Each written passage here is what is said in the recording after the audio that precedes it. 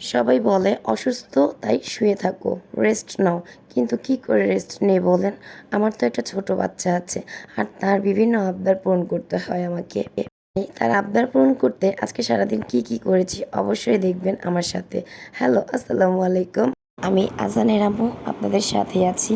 তো আমি রেগুলারই বাচ্চাকে কেক বানিয়ে দিয়ে থাকি, কিন্তু দীর্ঘ প্রায় 4 মাস যাবৎ কোনো রকমের কোনো কেক বানিয়ে দেইনি। সো আমার বাচ্চাটা আমাকে বারবার বলছিল যে একটা কেক খাবো আম্মু, কেক খাবো।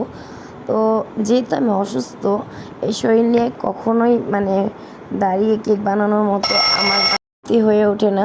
তো যেদিন একটু সুস্থ ছিলাম সেদিনই চলে গেলাম বাচ্চার জন্য কেক বানানোর জন্য। সো কেক বানানোর জন্য আমি কেক নিয়ে বসেছিলাম তার আগের দিনই। কেকটা ভালো করে বানিয়ে টানিয়ে নিয়েছি, তারপর ডেকোরেশন করার পালা ছিল।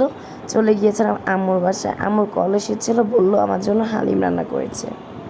তো সেদিন আর ডেকোরেশনটা করা হয়নি। তারপরের দিন আমি ডেকোরেশন করতে চলে আসলাম বিকেলবেলা, দেখতেই পাচ্ছেন। মাত্র ক্রিমটা বিট করে নিয়ে আমি কেকটা কেটে স্লাইস করে দেন ডেকোরেশন করতে চলে আসলাম। আর ক্রিমটা দিয়ে কেকটা ডেকোরেশন করতে খুব বেশি একটা সময় লাগে না আমার, কারণ শুধুমাত্র বিটার দিয়ে ক্রিমটা বিট করার পরে আমি শুধুমাত্র চাকুর সাহায্যে এই যতটুকু পেরেছে ততটুকু কেক বানাই। এরপরে ডেকোরেশনের আর কোনো জিনিসপত্রই আমার কাছে থাকে না। নেক্সট আমি কিনবো ভেবেছি। তারপর আব্বু আর আম্মু এসেছিলো, আম্মুদের জন্য একটু আম কেটেছি। আম্মু আব্বুকে একটু আম কেটে দিলাম খাওয়ার জন্য। দেন ভাবছিলাম তাদেরকে আমি কি বানিয়ে দেবো খাওয়ার জন্য। আমার হাজব্যান্ড আস্তে আস্তে রাত হয়ে যাবে, যেহেতু তার একটু বাইরে কাজ ছিল।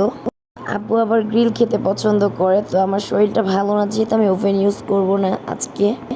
গতকালকে একবার ইউজ করেছিলাম, তারপরে ওগুলো নাড়াচাড়া করে আমার খুব কষ্ট হয়ে যায়। তারপরে নিচ থেকে আবার একটু আলু আর ডিম সিদ্ধ করে নিয়ে ডিম চপ বানিয়ে নিয়েছিলাম। দেখেন নিজে নিজে বানাতে গিয়ে কত কিছু হয়ে গেছে। যদিও লাস্ট পর্যায়ে আম্মু আমাকে ডিম চপটা বানাতে হেল্প করেছে যথেষ্ট পরিমাণে। তারপর আমার হাজব্যান্ডকে বলেছিলাম একটু পরোটা নিয়ে আসার জন্য, যাতে চিকেন দিয়ে আমরা পরোটা দিয়ে খেতে পারি। তো সে দেখেন এক গাদা পরোটা নিয়ে আসছে, যেটা আমাদের প্রয়োজন হয়নি। আমরা মাত্র সবাই মিলে 2 থেকে 3টে পরোটা খেয়েছি, পিস পিস করা ছিল যেহেতু। আর চিকেন আর পরোটার কম্বিনেশনটা কিন্তু অলওয়েজই অনেক অসাধারণ হয়। সাথে ছিল গরম গরম ডিম চপ। আর কেকটা কিন্তু লাস্ট পর্যায়ে কাটতে দিব আমার ছেলেকে। এই তো দেখুন আমার ছেলেটা কি খুশি ছিল। আসলে সে কেক কাটতে পছন্দ করে, যেদিন কেক কাটে সেদিনই তার হ্যাপি বার্থডে বলে সে। আর এই কথাটা আমার আব্বু ট্রাস্ট করে ফেলেছে, সে ভেবেছে সত্যি সত্যি আজকে তার বার্থডে। দেন আমার ছেলে কেক কেটে নিজের হাতে নিতে পারছিল না, তাই ওর বাবা ওকে ভালো করে নিয়ে খাইয়ে দিল। তারপরে তার হাতে দিয়েছে যে তোমার নানা ভাইকে আর নানুকে কেকটা খাইয়ে দাও। আর আমার বাবা তো দেখে হাসছিল শুধু, যে সে প্রতিবারই বার্থডে মানায়। দেন তাকে কিছু টাকা সালামিও দিয়েছে। তো আজকের জন্য এই পর্যন্ত, সবাই দোয়া করবেন। আল্লাহ হাফেজ।